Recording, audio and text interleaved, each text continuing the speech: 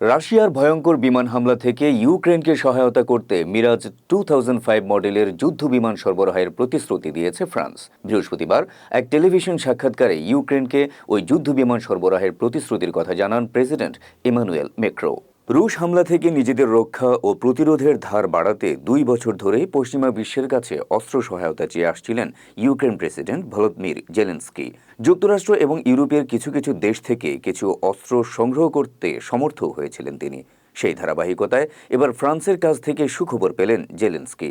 সম্প্রতি ফ্রান্সের বিশেষ দিন ডি ডের ৮০তম বার্ষিকীতে ফ্রান্সের প্রেসিডেন্ট এমানুয়েল ম্যাক্রো ইউক্রেন প্রেসিডেন্টকে অত্যাধুনিক মিরাজ 2005 যুদ্ধ বিমান সরবরাহের প্রতিশ্রুতি দিয়েছেন। বিমানের সংখ্যা, আর্থিক লেনদেন বা হস্তান্তরের সময় সম্পর্কে পরিষ্কার কিছু না জানালেও সহায়তার বিষয়টি নিশ্চিত করেছেন ফ্রান্স প্রেসিডেন্ট।